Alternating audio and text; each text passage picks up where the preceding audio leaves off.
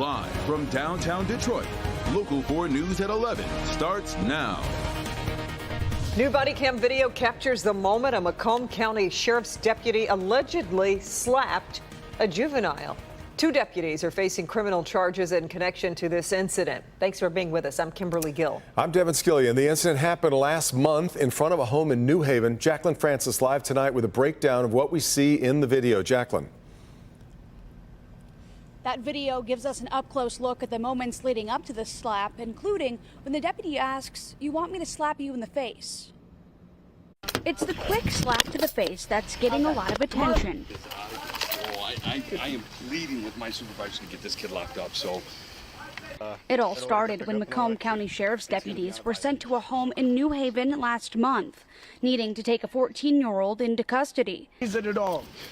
So you gotta realize something. It's not under arrest. The teen was headed for the juvenile center on a probation violation, and he didn't want to go. Do anything. Well, okay, listen. This is between you and your PO. He called us to transport you. That's it. I didn't even do anything. Once in the car, the teen started banging his head against the window, despite the deputy's repeated commands to stop. And then Deputy Derek Reed says, "You want me to slap you in the face? Do you want to be treated like..."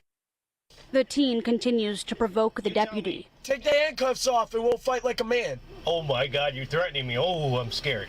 Undo the handcuffs and fight me like a man then. Why, so I can hurt you and go to jail Fight me myself? like a man then. A few moments later, the deputy opens the door again, and then comes the slap. The official police report says he was struck in the mouth. A few moments later, the two are on the ground. Deputy Reed said he did this to prevent the teen from spitting or kicking. Deputy Reed is charged with 2 misdemeanors, including child abuse in the 4th degree. Another deputy who was there as this happened is charged with willful neglect of duty. Both those deputies are on paid administrative leave. Reporting live, Jacqueline Francis, Local 4. All right, Jacqueline.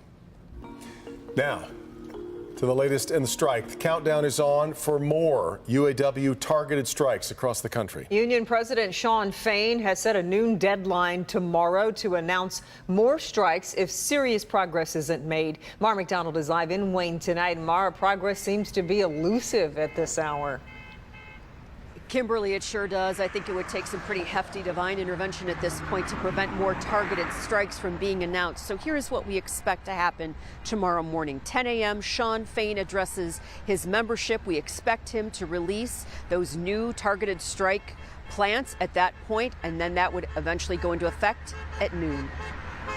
The union chief tweeting this out today. Tick-tock.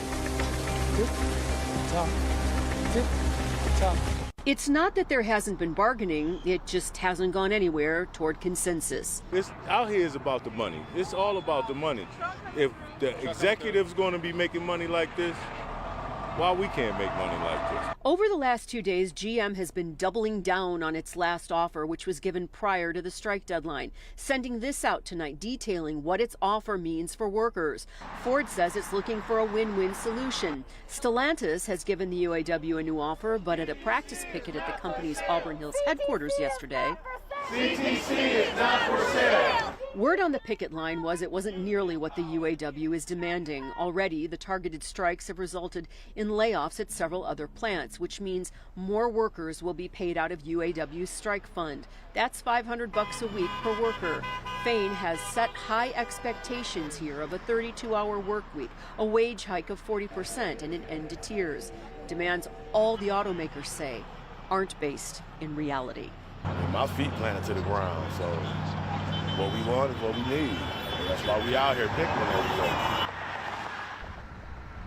Back here live, something else to be keeping an eye on. You know, Ford reached a tentative agreement with Canadian auto workers. The details of that deal are going to be released to the membership in Canada on Saturday. So what was the formula? What was the magic consensus that got Canadian Ford workers a deal, and we have nothing on this side of the border as of yet? We are live in Wayne tonight. I'm Mara McDonald, Local 4. Okay, Mara, thank you. And of course, we'll be carrying Sean Fain's announcement live at 10 tomorrow on Local 4 Plus.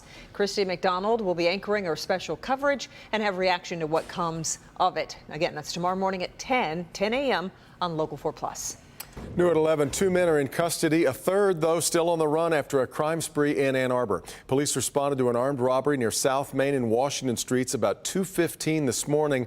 The victims say the masked men demanded money and then took off in a blue Chevy Cruze. Officers spotted the car at a gas station on Main, and they took off. They crashed, though, at Almendingler Park.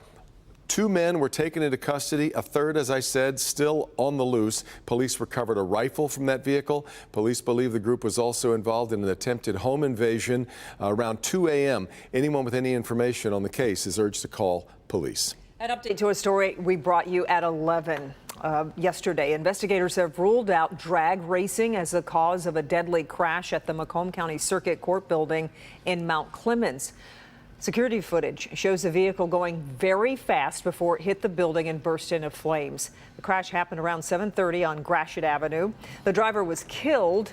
The Macomb County Sheriff says dental records will be needed to identify that victim. Southfield police believe the college student found dead in the middle of the road likely fell out of a car while trying to throw up. Mia Canoe was found injured on Providence Road last June. Police say a night out with friends turned deadly for the student from Tennessee State University. Her friend, Kentia Fern, was charged yesterday with leaving the scene of an accident resulting in death and drunk driving. Police say the evidence shows Fern went back to look for her friend, but never reported what she knew about the accident.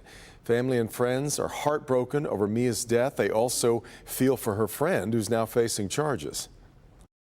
Our child is not around to learn lessons from this. She is.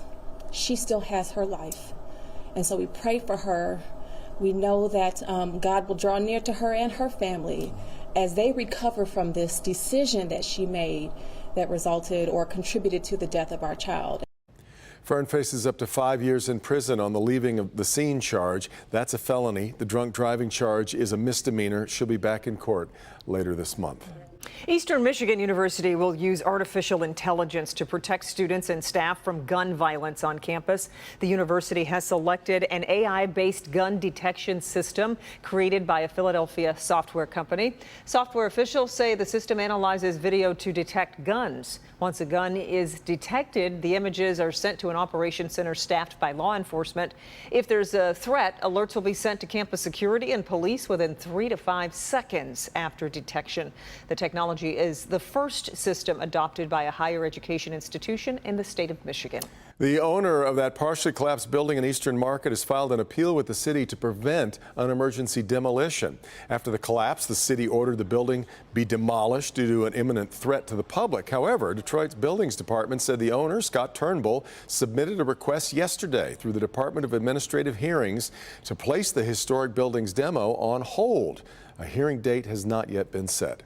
U.S. President Joe Biden and Ukrainian President Volodymyr Zelensky met today in the White House Oval Office. The two discussed the ongoing invasion of Ukraine and declared that no nation will be secure if we do not stand up to invasion. President Biden is also expected to announce an additional U.S. aid package to Ukraine valued at up to $325 million. Two U.S. officials confirmed to NBC News this information. This package is separate, though, from the additional $24 billion that the president wants Congress to approve for Ukraine.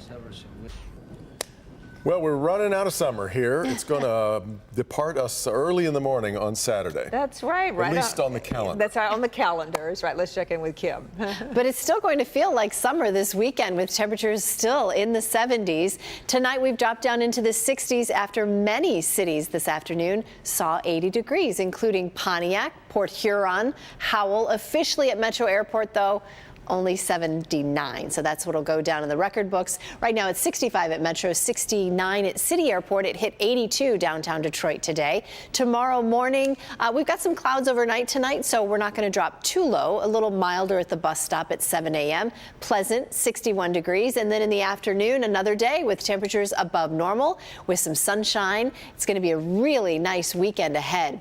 Sunshine for tomorrow. Here's a breakdown. 61 in the morning. By noon, we're at 74. And then in the afternoon, we'll top out in the upper 70s. Temperature trend, though, well, fall does arrive Saturday, and it will start feeling like fall next week. So we'll be above normal for several days. But then next week, we start to dip just a little bit below normal. The average high now is 73.